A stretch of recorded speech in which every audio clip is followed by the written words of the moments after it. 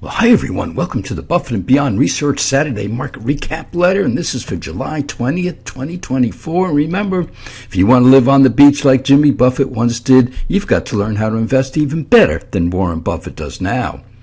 And this week, well, the market was up, the market was down, but the charts continue to point down. However, the volume on the down days toward the end of the week began to dry up, which is a good sign. Now, some ETF and markets want to test their respective 50-day moving averages, which we just might see on Monday. And our weekly stock analysis video, well, a lot of you have asked about Paychex because it has such a fantastic return on equity and a great dividend, and it serves 750,000 companies worldwide. But is this stock right for a growth portfolio? And we're going to show you something that nobody ever seems to look at very much. And that will certainly tell the tale. And our ETF video, let's look at the most popular ETFs so we can see which ETFs are bringing the market down and which ETFs are kind of holding it up, even though the market week was down. And our Sector Stars portfolio performed much better than our other portfolios during this down week in the market. All right, let's look at the S&P 500. And the center line in here is the 20-day moving average, and the top and bottom lines are volatility bands. And for those of you who want to know the mathematics of it, these bands are 2 standard deviations away from the top and the bottom band. What that means in statistical terms is that 95% of the market is within those bands all the time.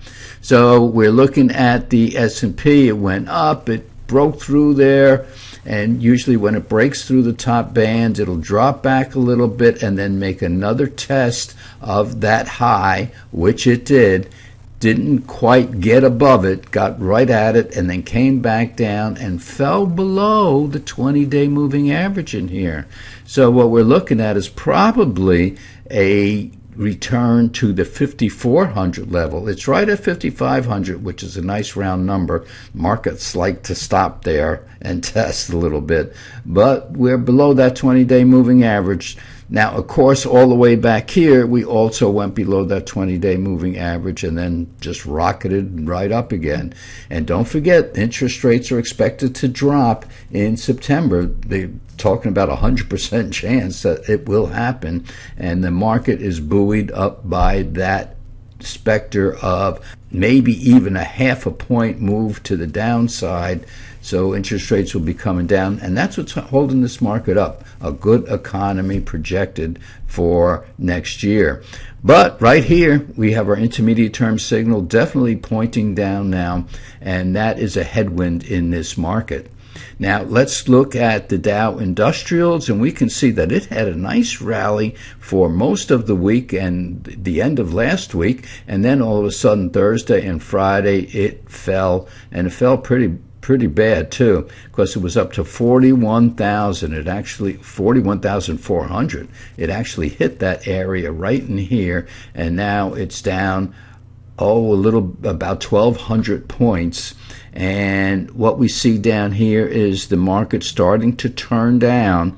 So this is very, very important in here, because this was the stronger of the QQQs, or the NASDAQ, and the S&P 500. And you can see these red vertical lines in here. They are starting to trail down when we just have 2 days of a down market in here. And we'll see this better on the next chart.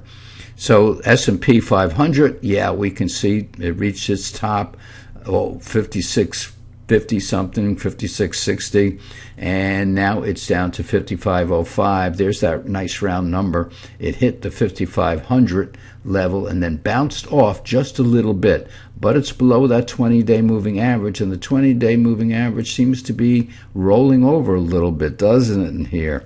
And here's the 50-day moving average here.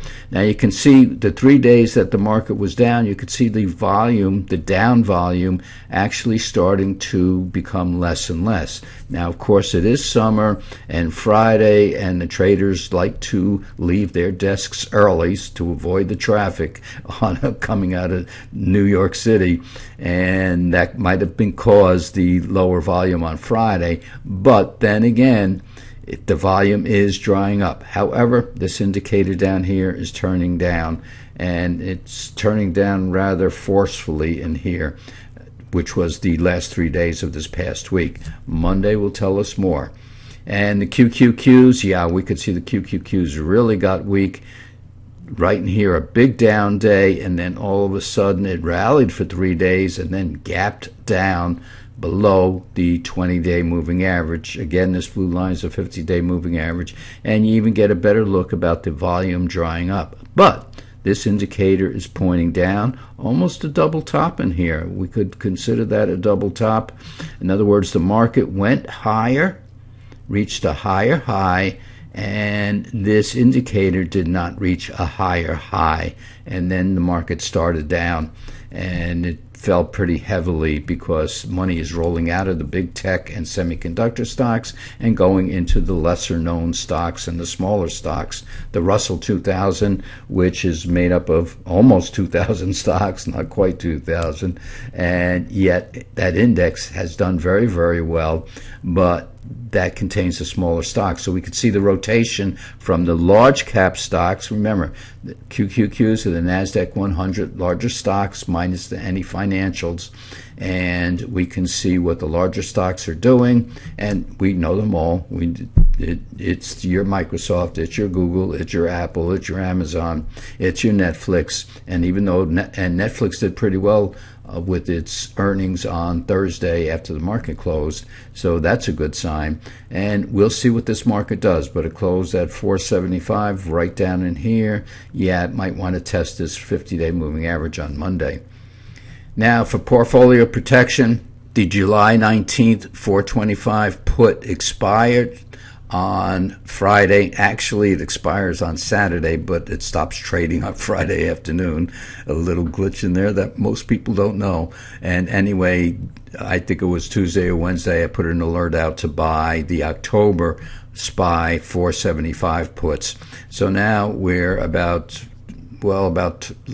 13-14% below the market, and this is for about a $140,000 portfolio. We have 3 puts, and you can see we stagger them so we don't get caught in a downtrend where let's say we only had the July 19th and we had to roll out to all Octobers or all Augusts. They would be very expensive. So this is a good way of handling the protection on your portfolio, and we like to use this on the growth portfolio as disaster insurance.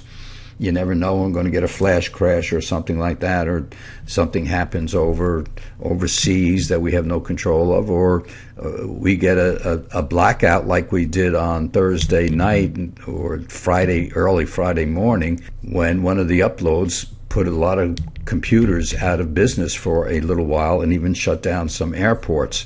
So, something like that, if it lasts longer than 5 minutes, could be a shock to the market. And that's why we buy these puts. You could sleep. You don't have to worry about the daily fluctuations of the market.